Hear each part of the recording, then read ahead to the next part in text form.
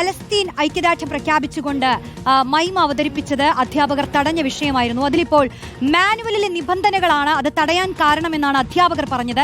അതിൽ വിശദാംശങ്ങളിലേക്ക് കടക്കാൻ നമുക്ക് VS രഞ്ജിത്ത് ചേരുന്നു. രഞ്ജിത്ത്, നമ്മൾ പറഞ്ഞു വന്നത് ഇതിൽ മാനുവലിലെ നിബന്ധനകൾ എന്ന് പറഞ്ഞ് അങ്ങനെ ഒഴിയാൻ കഴിയുമോ? യഥാർത്ഥത്തിൽ ഈ മാനുവലിൽ പറയുന്ന കാര്യങ്ങൾ എന്താണ്? ഇങ്ങനെ പരിപാടി നടക്കുമ്പോൾ കർട്ടൻ താഴ്ത്തുന്നതൊക്കെ മാനുവലിലുണ്ടോ?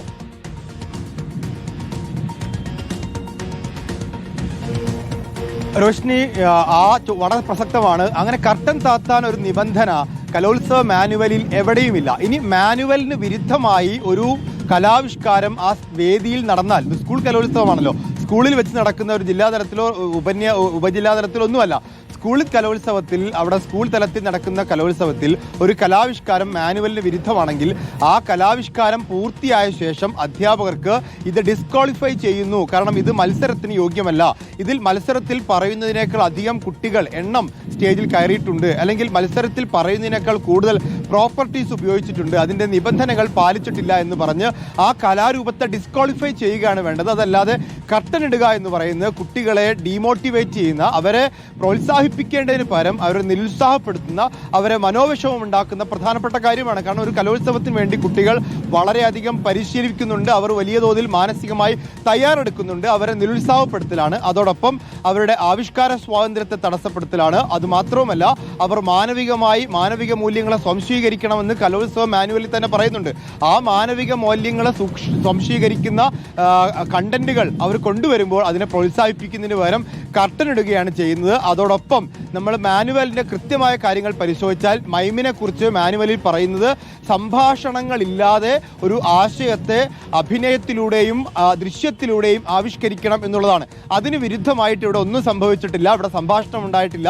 ഒരു കൃത്യമുള്ള വൃത്തിയായ ഒരു ആശയം ഉണ്ടായിരുന്നു. ആ ആശയത്തെ സംഭാഷണമില്ലാതെ ദൃശ്യത്തിലൂടെ അഭിനയത്തിലൂടെ പ്രകടിപ്പിക്കാൻ തന്നെയാണ് ശ്രമിച്ചത്. പിന്നെ മാനുവലിൽ പറയുന്നത് ഇതിൻ്റെ സമയത്തെക്കുറിച്ചൊക്കെയാണ്.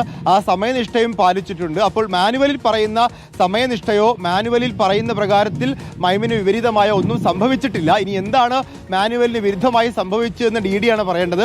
അങ്ങനെ മാനുവലിന് വിരുദ്ധമായി സംഭവിച്ചിട്ടുണ്ടെങ്കിൽ കൂടി അവിടെ കർട്ടൻ ഇടാനുള്ള അധികാരം അധ്യാപകർക്കില്ല. അങ്ങനെ കർട്ടൻ ഇടേണ്ട ഒരു ആവശ്യവുമില്ല. ആ കർട്ടൻ ഇട്ടത് സ്വാഭാവികമായിട്ടും അവിടെ അവതരിപ്പിക്കപ്പെട്ട പലസ്തീൻ ഐക്യദാർഢ്യത്തോടുള്ള വിയോജിപ്പാണ്. അങ്ങനെ കർട്ടനിട്ട 2 അധ്യാപകർ, ഒരു അധ്യാപകൻ ദേശീയ അധ്യാപക പരിഷത്തിന് എന്ന് പറഞ്ഞാൽ സംഘപരിവാർ അനുകൂല അധ്യാപക സംഘടനയുടെ ആളാണ്. രണ്ടാമത്തെ അധ്യാപകൻ CPIയുടെ ഭരണാനുകൂല അധ്യാപക സംഘടനയുടെ ആളാണ്. അപ്പോൾ ഇവരുടെയൊക്കെ രാഷ്ട്രീയം പരിശോധിക്കപ്പെടേണ്ടതുണ്ട് എന്നുള്ളതാണ്. തീർച്ചയായും ആരുടെ അസഹിഷ്ണുതയാണ്, ആരുടെ രാഷ്ട്രീയമാണ് ആ കർട്ടൻ താഴ്ത്താൻ കാരണമായത് എന്നുള്ളത് ഒരു ചോദ്യം തന്നെയാണ്. കൃത്യമായ വിശദീകരണം വേണം. എന്തുകൊണ്ട് കർട്ടൻ താഴ്ത്തി? അത് കലോത്സവത്തിലെ ചട്ടവിരുദ്ധമായ കാര്യങ്ങൾ കൊണ്ടാണെങ്കിൽ അത് ഏതൊക്കെ ഘടകങ്ങളാണെന്നുള്ളത് വിശദീകരിക്കേണ്ടത് DDയുടെ ഉത്തരവാദിത്തമാണ്. അത്തരം മറുപടികളും വിശദീകരണങ്ങളും ഉണ്ടാവേണ്ടതുണ്ട്. ഇതിപ്പോൾ ഒരു മൈം മാത്രമല്ല, കോൽക്കളിയും തടസ്സപ്പെട്ടിട്ടുണ്ട്. പലസ്തീൻ വിഷയം ഉയർത്തിക്കൊണ്ട് കണ്ണൂരിൽ ഒരു കോൽക്കളി നടന്നിരുന്നു കുറച്ച് ദിവസങ്ങൾക്ക് മുൻപ്. അത് തടസ്സപ്പെട്ടിട്ടുണ്ട്. അതിൽ ചില പരാതികൾ ഉണ്ടായിട്ടുണ്ട്. ഈ വിഷയത്തിലെല്ലാം ചില അധ്യാപകരടക്കം പ്രതികരിക്കുന്നുണ്ട്.